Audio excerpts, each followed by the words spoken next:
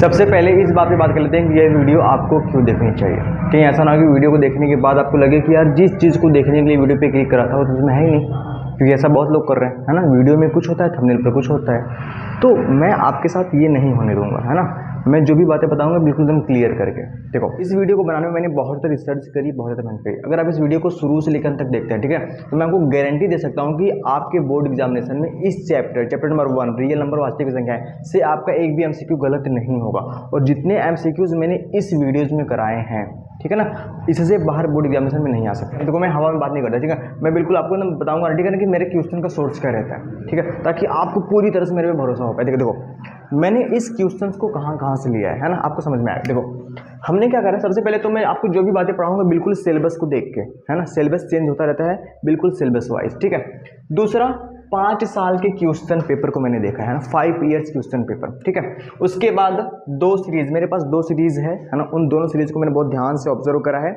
मैं आपको ये भी बताऊंगा कि क्वेश्चन का पैटर्न कैसा रहता है, पढ़ते कैसे, समझते कैसे, ठीक है। उसके बाद मॉडल पेपर 2024, 25, 26, ठीक है, बिल्कुल देख के सोच समझ के आपको तो बिल्कुल बिंदास तरीके से ये वीडियो देने का प्रयास करा। आपको बहुत ही मजा आने वाला है और ऐसा पढ़ाऊंगा ना, इतना सिंपल तरीके से ना, आप देखना ऐसा वीडियो आपको यूट्यूब पे नहीं दिखेगा, बहुत कमाल का, आपको बहुत ही मजा आने वाला है। उसके बाद सबसे जो इंपॉर्टेंट है एग्जामिनर माइंड सेट, है ना। Examiner mind set, examiner question set कैसे करता है। इस साल क्वेश्चन कैसे पूछा, अगले साल क्वेश्चन को हल्का से चेंज कर देगा, है ना।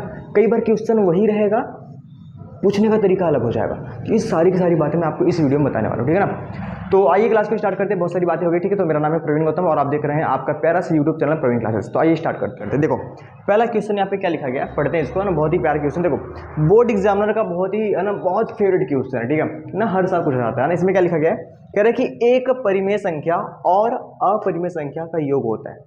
पहले तो परिमेय संख्या क्या होता है, परिमेय संख्या क्या होता है, जिसको p/q के रूप में लिख सकते हैं, है ना।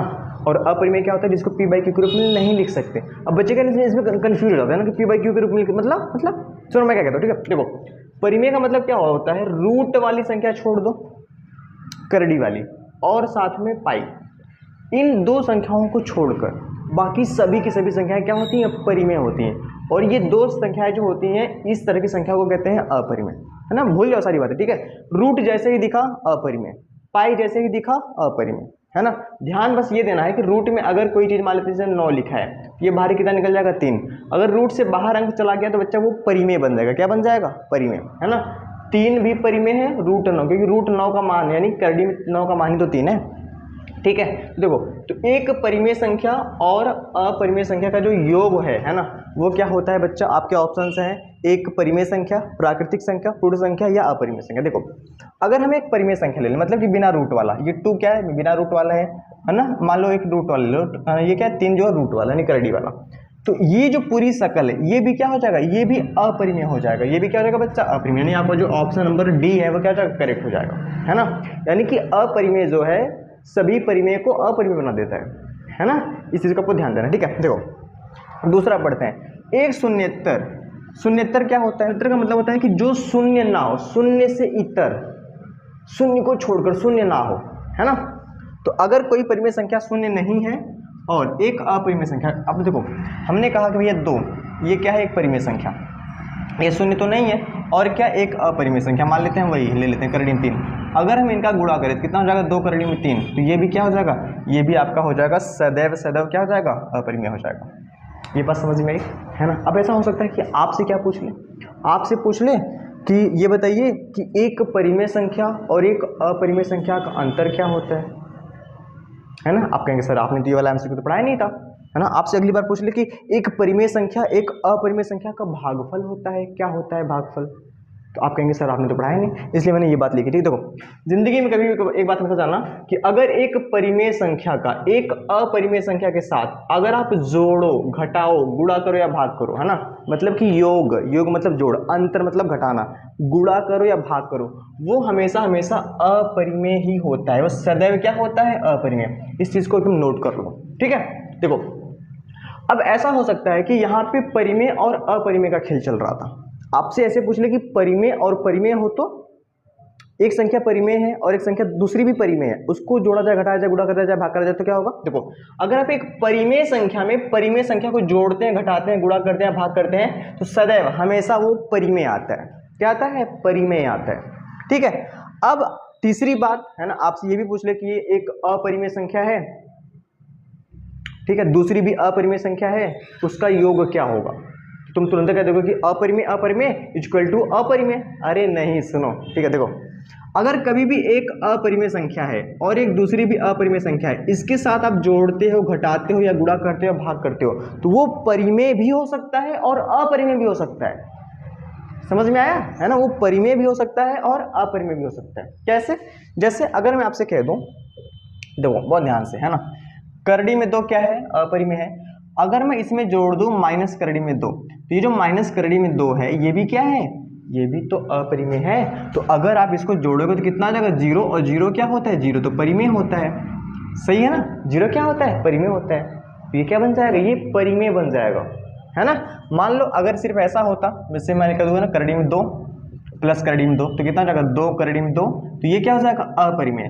तो अगर आप जोड़ेंगे या घटाएंगे या गुणा करेंगे या भाग करेंगे, तो कभी परिमेय भी हो सकता है, कभी अपरिमेय भी हो सकता है। ठीक है ना। तो यहाँ पर मैंने आपको प्लस वाला एग्जांपल लेके समझाया, बाकी आप माइनस, गुणा और भाग का एग्जांपल लेके कोशिश समझ लेना। ठीक है, बस आपको ये बात याद रखनी है कि अगर अपरिमेय और अपरिमेय है तो वो कभी परिमेय बनेगा और कभी अपरिमेय बनेगा। ठीक है, सिर्फ अपरिमेय नहीं बनेगा। ठीक है, यहाँ पे मैंने आपको एग्जाम्पल लेके समझाया। ठीक है, और बाकी एग्जाम्पल आप खुद लेना। ठीक है, बात करते हैं भाई अगला, है ना, क्वेश्चन नंबर 30 में क्या लिखा गया है, कह रहा है कि करड़ी में 2 और, है ना, यहाँ पे हमारे पास लिखा गया 2 माइनस करड़ी में 2 का गुणनफल होगा। ठीक है, अब बच्चा सोचेगा अच्छा करड़ी में 2 अपरिमेय है और ये भी अपरिमेय है, तो अपरिमेय अपरिमेय, तो क्या हो सकता है, क्या हो सकता है, कभी परिमेय कभी अपरिमेय। अच्छा, ऑप्शन में नहीं है, डी हो जाएगा। अरे नहीं, ऐसे नहीं सोचेंगे, सुनो कैसे सोचेंगे। देखो, कह रहा है कि करड़ी में 2 और इसका गुणनफल क्या होगा।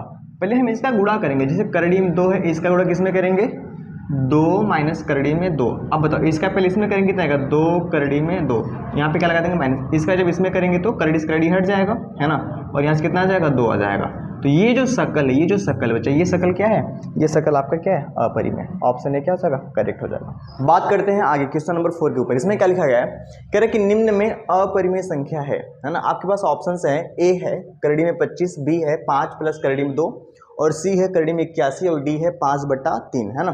ये जो क्वेश्चन 2024 पेपर कोड HY में आया हुआ है ना, मैं ये सारे के सारे इसलिए लिखा है मैंने ताकि आपको महसूस हो, ये बात समझ में आए, है ना, कि ऐसे क्वेश्चन आपके एग्जाम में आने वाले। ठीक है, 2024, 2023, 2025, ताकि आप फील कर पाओ, आपको यकीन हो कि हाँ हम बिल्कुल सही डायरेक्शन में, बिल्कुल सही पाथ पे पढ़ाई कर रहे हैं। ठीक है, देखिए, तो कह रहा है कि निम्न में अपरिमेय संख्या है। इसमें आपको अपरिमेय संख्या का करना बच्चा पहचानना है। मैंने क्या कहा था कि अपरिमेय क्या होता है, आपको अगर रूट वाली संख्या दिख जाए, कौन सी बच्चा, करड़ी वाली, एक करड़ी वाली संख्या और एक का पाई, अगर ऐसी 2 संख्याएं आपको दिख जाए तो उसे तुरंत कहना है ये अपरिमेय है। बस थोड़ा सा रुक जाना। अगर करड़ी के अंदर कोई अंक हो जाए, जैसे मान लेते हैं 16, है ना, अभी जो 16 है बच्चा ना, अब देखो ये जो अंक है, ये अगर ये अंक किसी का स्क्वायर हुआ, जैसे 16 4 का स्क्वायर होता है, तो अगर ये किसी का स्क्वायर हुआ तो ये करड़ी से बाहर निकल जाएगा। तो 16 4 का स्क्वायर, तो 4 क्या हो जाएगा, बाहर निकल जाएगा। तो ये बच्चा बन जाएगा आपका परिमेय, है ना। ये नहीं कि करड़ी देखा सर जी ये तो अपरिमेय है, नहीं, है ना, ये परिमेय है क्योंकि यहाँ से 4 बाहर निकल जाएगा। ठीक है, तो ये आपको ध्यान देना पड़ेगा। देखिए, तो निम्न में अपरिमेय संख्या कौन सी है ना, ए, ये तो नहीं हो सकता क्योंकि यहाँ से कितना हो जाएगा, यहाँ से बच्चा जब 5 बाहर निकल जाएगा, है ना, तो ऑप्शन ए तो नहीं हो सकता, है ना।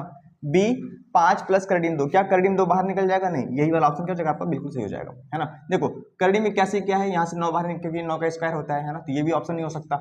और 5 3 तो भंडार स्वरूप से क्या है, एक बच्चा आपका परिमेय संख्या, क्योंकि ये तो पी बाई क्यू के रूप में पहले से लिखा है ना। तो यहाँ पे आपका जो ऑप्शन है बी क्या हो जाएगा, करेक्ट, क्योंकि यहाँ पे 5 प्लस करड़ी में 2, ये जो शकल है, ये बच्चा क्या है आपका अपरिमेय।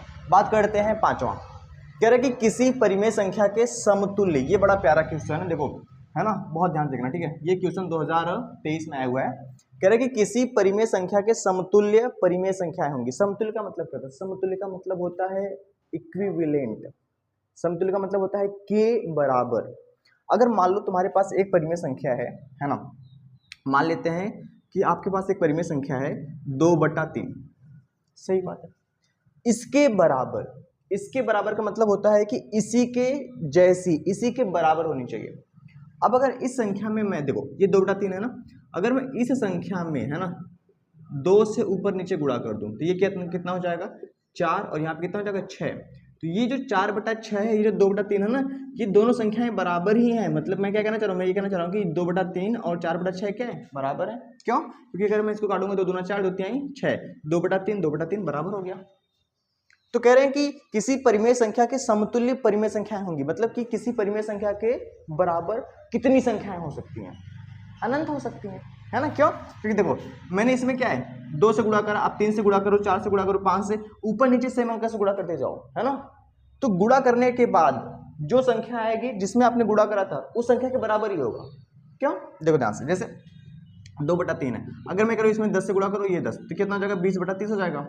इसको काटोगे 0 0 कट गया, दोबारा से 2/3 आ गया, है ना। तो एक परिमेय संख्या के बराबर, एक परिमेय संख्या के समतुल्य, है ना, अनंत संख्याएं हो सकती है ना। तो यहाँ पे ऑप्शन में 1 नहीं, बिल्कुल 2 नहीं, 3 नहीं, है ना। अब देखो है ना, मैंने एक सीरीज में देखा, उसमें लिखा था ऑप्शन में अपरिभाषित। अपरिभाषित लिखना गलत होना चाहिए, पर चूंकि ये ऑप्शन नहीं हो सकता, हमें इसी को सही करना पड़ेगा। तो मैंने कोष्टक में लिख दिया अनंत, है ना। तो कभी भी अगर आपको ये दिखेगा तो आप इसको टिक करेंगे, ठीक है ना। तो एक परिमेय संख्या के समतुल्य अनंत परिमेय संख्याएं हो सकती हैं। आगे बढ़ते हैं, है ना। तो छठवां क्वेश्चन, संख्या 156 का अभाज्य गुणनखंड होगा। देखो आपके पास संख्या क्या है, 156 एक संख्या, ठीक है। इसका अभाज्य गुणनखंड, अब समझते हैं कि अभाज्य गुणनखंड क्या होता है। देखो 156 के टुकड़े कर देना, है ना, यानी कि इसको तोड़ देना। 156 यहाँ पे लिखा है, इसके टुकड़े कर देते हैं, है ना। कितना हो जाएगा भैया, 2 से काटेंगे, 2 7 14, 2 8 16, है ना। 2 से काटेंगे कितना हो जाएगा, 2 3 6, 2 9 18, अभी 2 से नहीं कटेगा, 3 से, 3 1 3 3 9, और फिर ये कैसे कटेगा बच्चा, 13 से। तो यहाँ पे 2 कितनी बार आ रहा है, 2 बार, तो 2 के घाते 2 हो जाएगा, और फिर यहाँ पे कितना जाएगा 3, और गुणे कितना जाएगा 13। इसका कौन सा ऑप्शन सही हो जाएगा, इसका जो आपका राइट ऑप्शन हो जाएगा, ऑप्शन नंबर कौन सा, बी हो जाएगा। आया समझ में, है ना। अभाज्य क्यों कहते हैं, क्योंकि जिन संख्याओं से हम काटते हैं बच्चा, वो संख्याएं क्या होती हैं, अभाज्य होती हैं, इसलिए इसको अभाज्य गुणनखंड कहते हैं ना। कभी ये मत कर देना, कभी ये मत कर देना कि सर जी 156 है ना, हम बहुत चालाक हैं, लीजिए, है ना, 4 3 12 हो जाएगा, 4 9 36 हो जाएगा, और फिर 3 से काटेंगे, 3 1 3, 3 3 9, और फिर 13 से काट देंगे तो कितना हो जाएगा, 1 हो जाएगा। तो इसको कैसे लिखेंगे, 4 × 3 × 13, ठीक है। देखो इस गुणनखंड में क्या 4 अभाज्य है ना। यहाँ पे क्या लिखा गया है कि अभाज्य गुणनखंड, तो क्या ये 4 अभाज्य है, तो ये तो आपको किसी ऑप्शन में दिखेगा ही नहीं, आपको कह रहे ये तो ऑप्शन ही नहीं है, ये तो क्वेश्चन ही गलत है, नहीं। तो कभी भी बच्चा 4 से नहीं काट सकते हैं, क्योंकि 4 देखो 4 को क्या लिख सकते हैं, 2 × 2, और ये जगह 3 × 13, और 2 को हम ऐसे 2 की पावर 2 लिख सकते हैं, 3 × 13, है ना। तो इस चीज को आपको ध्यान देना ना, अभाज्य इसलिए कहते हैं क्योंकि हम हमेशा अभाज्य संख्या से काटते हैं, ठीक है। इसलिए आपका जो ऑप्शन बी है क्या हो जाएगा, करेक्ट हो जाएगा।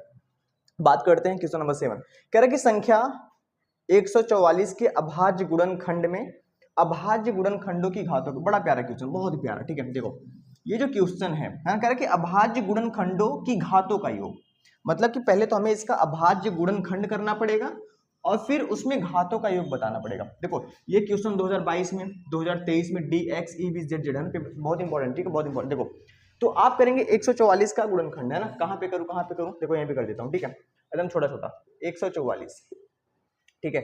2 से काटेंगे कितना हो जाएगा, 2 7 2 2 4, है ना, 72, फिर 2 से काटेंगे कितना हो जाएगा 36, फिर 2 से काटेंगे कितना हो जाएगा 18, है ना, फिर 2 से काटेंगे कितना हो जाएगा 9, फिर 3 से काटेंगे 3 3 का 9, फिर 3 से काटेंगे कितना हो जाएगा 1।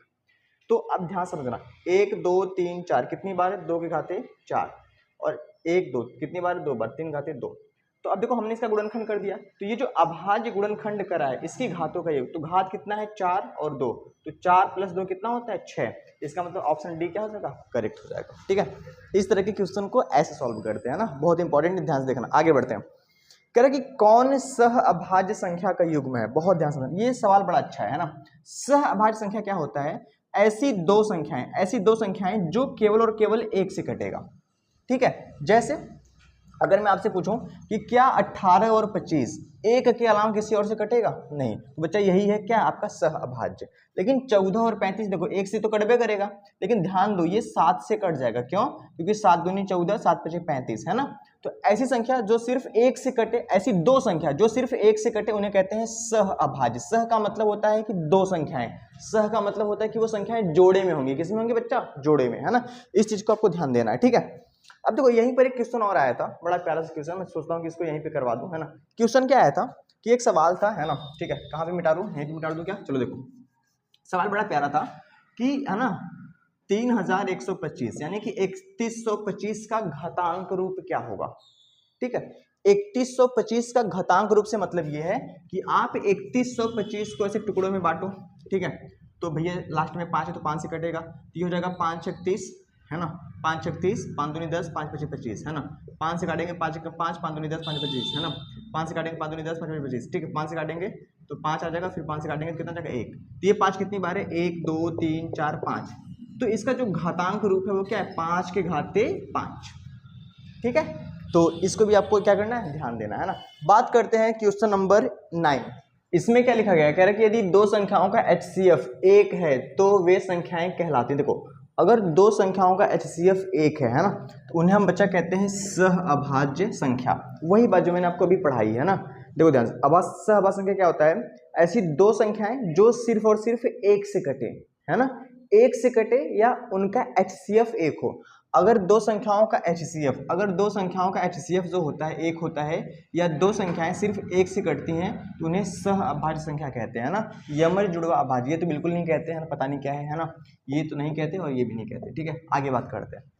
कह रहा है कि 15 और 25 का HCF 5 है तो उनका LCM होगा। देखो ऐसे सवाल को करने के लिए ना एक फॉर्मूला है, फॉर्मूला क्या है ना, कि A गुणे B is equal to HCF गुणे LCM, है ना।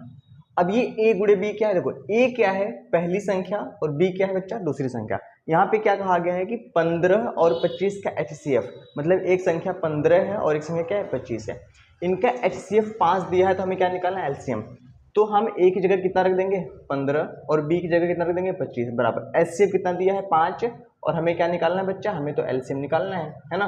तो ध्यान रखो ये 5 इधर गुणा में जाकर क्या हो जाएगा, भाग में हो जाएगा, तो LCM बराबर क्या हो जाएगा, ये है 15 गुणे 25, है ना। तो ये 5 इधर क्या हो जाएगा, भाग मतलब कि बटे के रूप में हो जाएगा, ठीक है। तो कितना हो जाएगा 5 तिहाई 15, है ना।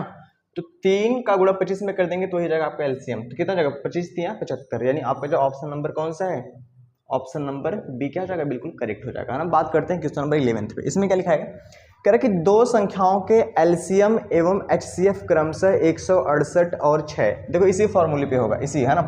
आपके पास कह रहा है दो संख्याएं, है ना, दो संख्याओं के जो LCM और HCF है, देखो LCM 168 है और HCF कितना है बच्चा 6 है। यदि एक संख्या 24 है तो दूसरी हमें क्या करना है, निकालना है। बड़ा सिंपल, देखो ध्यान से, यही फॉर्मूला है ना। अब दोनों संख्याएं नहीं दी गई है ना, बस कहा गया है कि भाई दो संख्याओं का LCM, है ना। तो मान लेते हैं एक संख्या A है और एक संख्या क्या है B है, इनका जो है ना LCM कितना भैया 168, तो यहाँ पे लिख लेते हैं 168, ठीक है, 168 गुणे, और HCF कितना है जी 6, तो HCF और LCM लिख लिया। वो दोनों संख्याएं कौन सी, A और B। तो कह रहा है कि यदि एक संख्या 24 है, तो मान लेते हैं जो पहली संख्या है वो 24 है, तो हमें दूसरी संख्या क्या करना है बच्चा, निकालना है। तो B बराबर क्या हो जाएगा, है ना, ये हो जाएगा 6 गुणे 168 के बटे कितना हो जाएगा 24, ठीक है। ऐसे काट दो, 6 चौक कितना हो जाएगा 24 हो जाएगा, और 4 चौक 16, 4 दूनी 8, तो वो संख्या जो हो कितना हो जाएगा बच्चा 42, है ना। तो आपका जो ऑप्शन नंबर बी क्या हो जाएगा वो करेक्ट हो जाएगा, ठीक है। बात करते हैं क्वेश्चन नंबर 12। इसमें क्या लिखा गया कि दो संख्याओं A और B का HCF 5, वही सवाल है, ठीक है, वही सवाल पूछने का तरीका बस, है ना। कह रहे कि दो संख्याओं A और B का HCF 5 है, उनका LCM 200 है, ठीक है। तब A और B का गुणनफल क्या होगा, समझिए, A और गुणे B कितना होता है HCF गुणे क्या होता है LCM, ठीक है। तो कह रहा है कि HCF 5 है, तो यहाँ पे लिख दीजिए 5 गुणे, और LCM कितना बच्चा 200। तब A और B, है ना, तब A और B का गुणनफल कितना होगा, मतलब ये संख्या पहली संख्या A, दूसरी संख्या क्या है B है, इनका गुणनफल कितना होगा। तो A गुणे B का हमें मान निकालना है, तो ठीक है, कितना हो जाएगा 5 दूनी 10, यानी कितना आ जाएगा A गुणे B जो है वो आ जाएगा बच्चा आपका 1000, है ना। तो सही ऑप्शन आपका कौन सा हो जाएगा, ऑप्शन नंबर बी हो जाएगा। बात करते हैं क्वेश्चन नंबर 13। कह रहे कि यदि दो धनात्मक संख्याएं A और B, है ना, A बराबर क्या दिया है x के पावर 5 और y स्क्वायर, और B बराबर दिया है x क्यूब y क्यूब के रूप में लिखी जाती हैं, जहां x और y अभाज्य संख्याएं हैं, तब HCF ऑफ AB।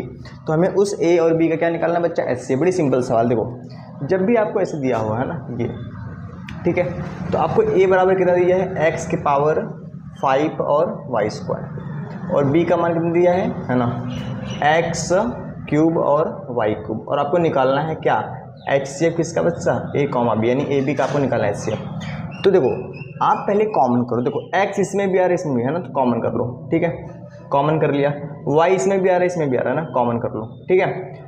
देखो जो आपने कॉमन करा है उसमें जो छोटी घात, जैसे कि x की पावर 5 और x क्यूब, इसमें छोटी घात वाला कौन है बच्चा, x क्यूब, तो ये x क्यूब इसमें से ले लो। इसमें छोटी घात वाला कौन है, y क्यूब, और y स्क्वायर में y स्क्वायर, तो ये हो जाएगा आपका HCF, है ना। यानी कि कॉमन करने में जो छोटी घात वाला होता है बच्चा वो होता है HCF, यानी इसका जो आपका सही ऑप्शन है वो आपका हो जाएगा ऑप्शन में ही नहीं है ना, ऑप्शन में ही नहीं है भाई, ठीक है। यानी यहाँ पे 2 रहना चाहिए, ठीक है, 2। अब ये क्या हो जाएगा आपका, बिल्कुल सही हो जाएगा। देखो अगर यहीं पे आपसे पूछ लेता है LCM, है ना, लिखने में गलती हुआ होगा, ठीक है।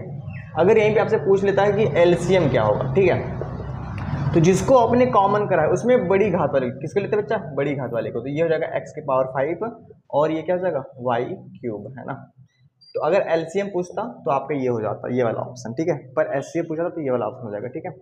चलिए बात करते हैं आगे। कह रहा है कि 2 संख्याओं 306 और 657 का HCF होगा, ठीक है। ये तो पूरा एक सवाल ही है ना। इसका आपको HCF निकालना है। 2 संख्याओं का HCF कैसे निकालते हैं, बड़ा सिंपल है।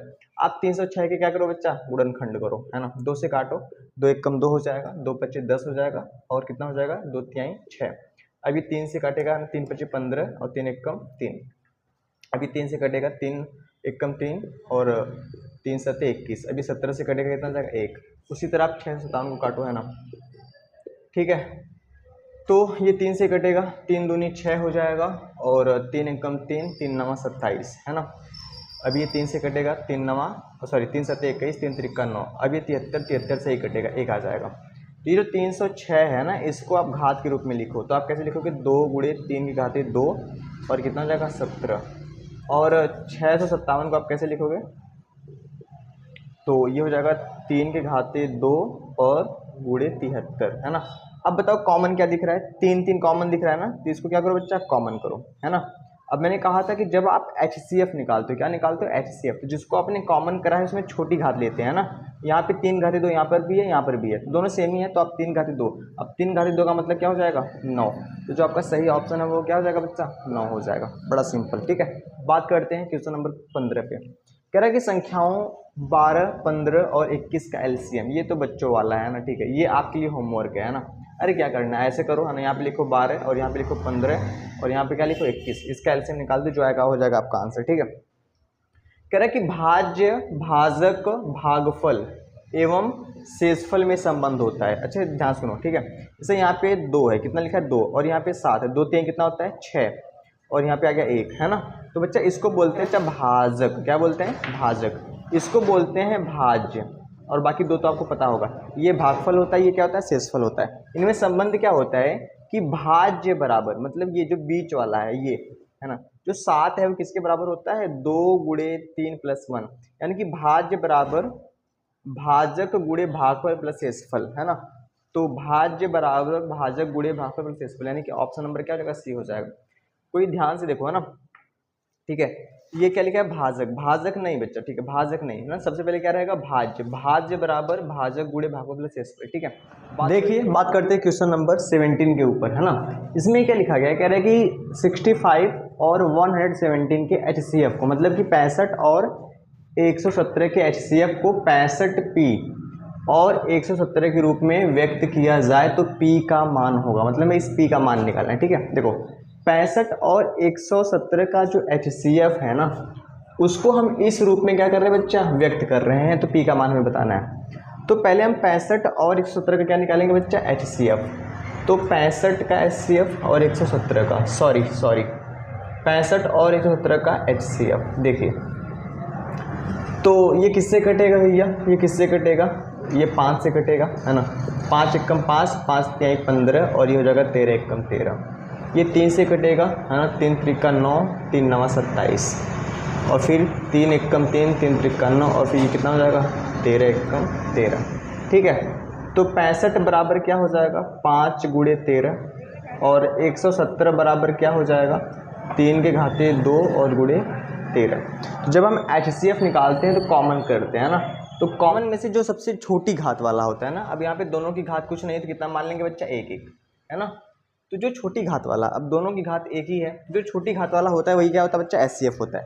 तो कहा गया है कि 65 और 117 के HCF को, है ना, इस रूप में व्यक्त करा गया है। तो इसका एचसीएफ कितना आया है ना, देखो इनका जो एचसीएफ वो 13 है, इसके एचसीएफ को इस रूप में क्या करा गया है, व्यक्त करा गया है, मतलब ये इसके बराबर है ना, यानी एचसीएफ को 65p माइनस 170 के रूप में व्यक्त करा गया है। तो हमको p का मान निकालना है। ये इधर चला जाएगा तो कितना हो जाएगा, 13 प्लस 170 हो जाएगा, बराबर कितना हो जाएगा 65p। इसको जोड़ेंगे कितना हो जाएगा 130 है ना, बराबर 65p। तो p बराबर कितना हो जाएगा 130 बटे कितना हो जाएगा 65, और 65 दूना कितना होता है 130, यानी इसका सही ऑप्शन क्या हो जाएगा बच्चा, ऑप्शन नंबर सी हो जाएगा। आगे बढ़ते हैं, किन्हीं दो धनात्मक पूर्णांक a और b के लिए है ना, तो a बराबर मस है ना, ए बी गुड़े बी, और b ऑप्शन है a गुड़े बी लस, और ये a b है ना। देखो किन्हीं दो धनात्मक पूर्णांकों के लिए आपको पता होगा है ना कि क्या होता है कि a गुड़े b बराबर क्या होता है HCF गुड़े LCM, जो मैंने आपको बताया, ठीक है, उसी को कहते हैं मस। HCF मतलब मस है, LCM मतलब क्या होता है लस, ठीक है। तो a गुड़े b बराबर अभी मैंने आपको सिखाया था ना, a गुड़े b बराबर क्या होता है HCF गुड़े LCM, ठीक है। यह वाला ऑप्शन आपका क्या हो जाएगा बच्चा, सही हो जाएगा। बात करते हैं आगे, निम्नलिखित में कौन सी संख्या एक परिमेय संख्या है। देखो आपको परिमेय संख्या क्या करना है बच्चा, पहचानना है ना। अब देखो ये करड़ी में 3 करड़ी में 5, ये तो बाहर नहीं निकलेगा, कुछ नहीं होगा, तो ये तो अपरिमेय है। ये गुणा करेंगे तो करड़ी में 14 आ जाएगा, तो ये भी क्या है बच्चा, अपरिमेय है ना। करड़ी में 12, ये बाहर नहीं निकलेगा, ये भी क्या अपरिमेय, तो बच्चा क्या, ये क्या हो जाएगा आपका अपरिमेय हो जाएगा। कैसे हो जाएगा ध्यान दो है ना, ये है करड़ी में 5 प्लस करड़ी में 7, और ये है करड़ी में 5 माइनस करड़ी में 7। ध्यान से देखो ये a है और ये b है, यहाँ पे क्या लगा है प्लस, और ये a है और ये b, यहाँ पे क्या लगा है प्लस माइनस। तो a प्लस बी और a माइनस बी क्या होता है, a square minus B square. तो करड़ी में 5 का स्क्वायर कर देंगे माइनस करड़ी में 7 का स्क्वायर कर देंगे, तो 5 का स्क्वायर, जब करड़ी में 5 का स्क्वायर करेंगे कितना आएगा बच्चा, 5 आएगा सिर्फ, है ना। जब भी करड़ी होता है तो करड़ी हट जाता है बेटा स्क्वायर करते समय, ठीक है। तो यहाँ पे करड़ी में 7 का स्क्वायर करेंगे तो 7 आ जाएगा, यहाँ से कितना जाएगा माइनस का 2, तो इसलिए माइनस का जो 2 है बच्चा वो परिमेय होता है ना, इसलिए ऑप्शन नंबर सी क्या हो जाएगा, सही हो जाएगा। बात करते हैं आगे, दी गई संख्याओं में अभाज्य संख्या होगी, तो क्या 0 अभाज्य है, बिल्कुल नहीं। एक देखो, एक न तो अभाज्य होता है ना तो भाज्य, जो अभाज्य संख्या है बच्चा वो है 2। आपसे ऐसे भी पूछ सकता है कि सबसे छोटी अभाज्य संख्या, तो आपको कहना है 2, और सबसे छोटी भाज्य संख्या 4, है ना। तो ये आपके 20 MCQs यहाँ पे कंप्लीट होते हैं, मैंने आपको बहुत बेहतर ढंग से पढ़ाया है ना, दे एंड होता है बच्चे यहाँ पे। तो ज़्यादा ज़्यादा मैं आपको एक होमवर्क देके जाना चाहूँगा, ठीक है। अब इसका आंसर कमेंट करना, ठीक है। मैं आपसे कह रहा हूँ, ठीक है, 22/7 है ना, option A, option D pi, option C 0.65 है ना, और ऑप्शन डी में मान लेते हैं 5/16। आपको बताना है कि इनमें से कौन संख्या अपरिमेय है, अपरिमेय, आपको अपरिमेय बताना है, ठीक है। इसका आंसर आप कमेंट करें, है ना। तो आज की क्लास में बस इतना ही है ना, मिलते हैं नेक्स्ट वीडियो में, तब तक के लिए धन्यवाद, ओके बाय और बाय।